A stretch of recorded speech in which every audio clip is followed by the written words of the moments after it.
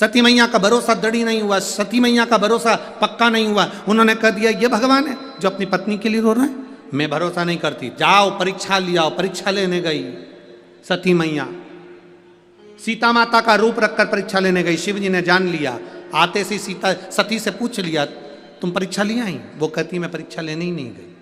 अच्छा ठीक है, ध्यान लगा कर देखा तो परीक्षा ली और सीता का रूप रखकर गई थी, तो भगवान शंकर ने उनका त्याग कर दिया। विश्वास नहीं था इसलिए त्याग हुआ। जिसका विश्वास दृढ़ हो गया उसका त्याग नहीं होता। शंकर भगवान किसको पकड़ कर रखते? जिसका भरोसा दृढ़ होता। आपका भरोसा पक्का नहीं है, शिव नहीं पकड़ेंगे आपका भरोसा दृढ़ करना है। जब भरोसा दृढ़ होगा तो शिव को मिलने में देरी नहीं होती, शंकर मिलता है। एक पत्र चम्मच में लिख के भेजा है, अब इतनी सी चम्मच,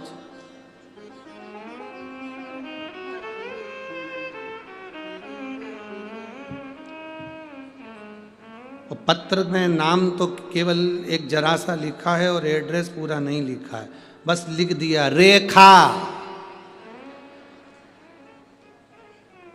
अब का जन कितनी रेखा बैठी होगी, मुंबई वाली नहीं आ जाए। जिसने चम्मच भेजी है अगर वो बैठी हो तो हाथ हिला देना, रेखा बैठी है? अच्छा दिख गई, हाथ हिला दो। जी जी धन्यवाद, प्रणाम रेखा। हे गुरु जी, श्री शिवाय नमस्तुभ्यम। बाबा की कृपा का हम क्या गुणगान करें गुरुदेव। हमने बाबा से जो मांगा था मेरे बाबा ने वो दिया है। हम दोनों भाई बहन की सरकारी नौकरी बाबा ने दे दी, तो हम प्रणाम करने के लिए आए। एक बार वापस हाथ हिला दो, श्री शिवाय नमस्तुभ्यम। बहुत बहुत बधाई बाबू, बैठी है। हर हर महादेव। शिव तत्व पर किया गया भरोसा, एक विश्वास, एक दृढ़ता।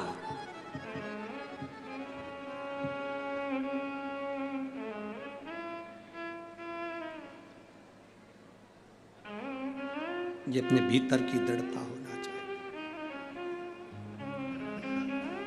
उसके सहारे, उसके भरोसे रहोगे तो जिंदगी की सार्थकता अपने आप सिद्ध हो, अपने आप।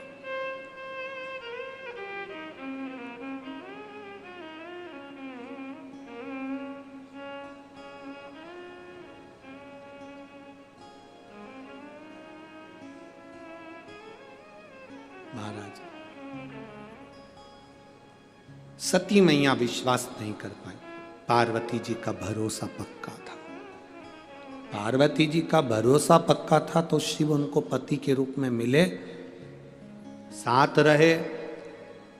भगवान शंकर के कितने विवाह हो गए, जितने विवाह हुए सबके प्राण छूटे, पर पार्वती जी का प्राण नहीं छूटा।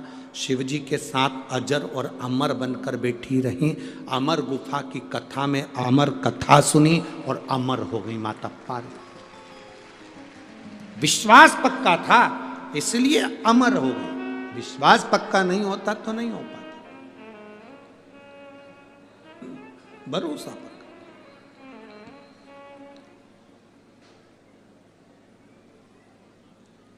थोड़ा समय लग सकता है, थोड़ी देरी हो सकती है। कोहरा हटेगा, ट्रेन सही समय पर आ जाएगी। अभी जितनी भी ट्रेनें चल रही हैं सब 4 घंटा, 5 घंटा, 6 घंटा, 7 घंटा लेट चल रही है। हम भी ट्रेन से ही आने वाले थे, पर हमारे मेहता जी बोले कि बहुत ट्रेनें लेट चल रही हैं, खबर करा सीहोर। तो फिर हमने कहा कि पंढरपुर से चल रहे हैं तो एक काम करते हैं यहीं से डायरेक्ट चले जाए। हम भी ट्रेन से आते, पर 4-5 घंटा लेट। तो पूछा प्लेटफार्म पर खड़े हो, रेलवे स्टेशन पर खड़े हो तो वहाँ आवाज़ आती है ये ट्रेन निर्धारित समय से इतने घंटे लेट चल रही। कारण कोहरा है। कोहरा है तो ट्रेन लेट आ रही है। उसी तरह जब हमारे भीतर काम, आसक्ति, लोभ, वासना, तृष्णा का कोहरा इस हृदय पर छाया रहता है तो परमात्मा भी लेट मिल पाता है और भक्ति भी लेट हो पाती है। लेट, निर्धारित समय से इतने घंटे लेट चल रही है। और जाने दो, इस प्रसंग से आप स्मरण नहीं कर सकते तो बाथरूम में रोज स्नान करते हो, रोज प्रतिदिन वॉशरूम में स्नान करते हो। अभी ठंड का समय चल रहा है, गर्म पानी से नहाते होगे, गर्म पानी से नहाते होगे, नहाने के बाद दर्पण में मुख देखते होगे तो दर्पण में भी भाप जम जाती है, गर्म पानी की भाप दर्पण में जम जाती है। मुंह दिखता है? जम के बोलो जरा। नहीं दिखता। कांच में मुख नहीं दिखता क्योंकि गर्म पानी की भाप जम गई।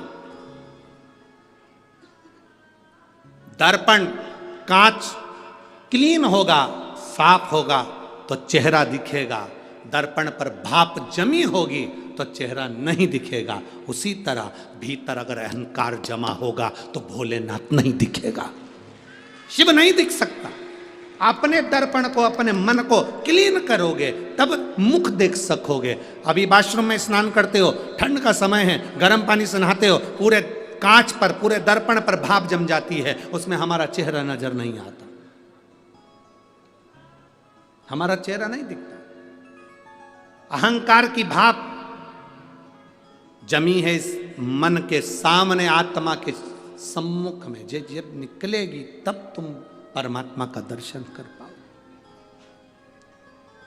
भीतर से भाप समाप्त होना चाहिए तो परमात्मा मिलेगा, वरना परमात्मा मिलेगा कैसे? शिव प्राप्ति कैसे होगी? और फिर दुनिया कुछ भी कहे,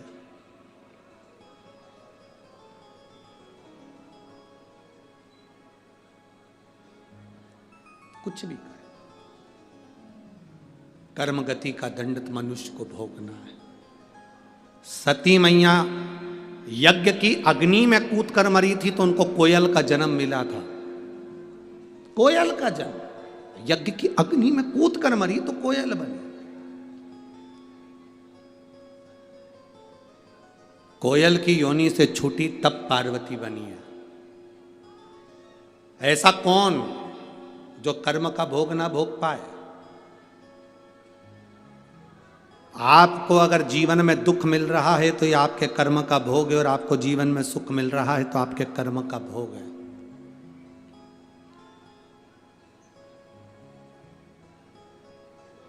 देवकी मैया और वसुदेव जी कारागार में बंद थे।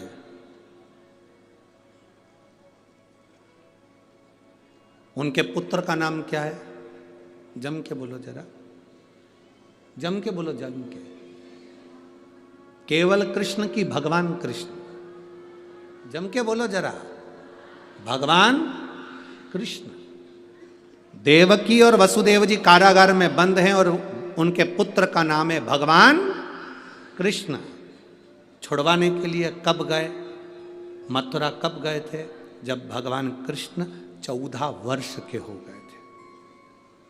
कितने साल के बाद गए? 14 वर्ष के बाद। 14 वर्ष के बाद जब देवकी और वसुदेव को छुड़ाने के लिए गए तो देवकी माता ने भगवान कृष्ण से कहा, कृष्ण तुम हमें छुड़ाने के लिए आए हो? हाँ माँ, हम आपको छुड़ाने के लिए आए। कृष्ण तुम तो भगवान हो, और तुम अगर भगवान हो तो तुम हमको छुड़ाने के लिए तुमने 14 साल लगा दिए। हमको छुड़ाने में 14 साल, 14 वर्ष। कृष्ण तुम भगवान हो और हमको कारागार से मुक्त करने में तुम्हें 14 साल लग गए। 14 वर्ष। भगवान कृष्ण मुस्कुराकर कहते हैं, हाँ मां 14 वर्ष। देवकी माता ने पूछा, क्यों रे कृष्ण, 14 साल के बाद हमें छुड़ाने आ रहा है तो 14 साल के पहले क्यों नहीं आया? भगवान कृष्ण ने कहा, मां आपके पूर्व जन्म के कर्म के कारण 14 साल में आपको छुड़ाने नहीं आया। पूर्व के कर्म के कारण? हाँ मां, पूर्व जन्म में आप केकई थी, आपने 14 साल मुझे वन भेजा था, इसलिए 14 वर्ष के बाद तुम्हें छुड़ाने आ रहा हूं। आप कैकई थी, 14 वर्ष के लिए मुझे वन भेजा था राम अवतार में, इसलिए 14 साल के बाद मैं तुम्हें छुड़ाने के लिए आया हूं। तो इतने में देवकी ने कहा, अगर मैं कैकई थी तो यशोदा कौन थी? तो भगवान कृष्ण ने कहा, वो कौशल्या थी, जो अपने बेटे का 14 साल लाड़ लड़ाने के लिए इंतजार करती रही।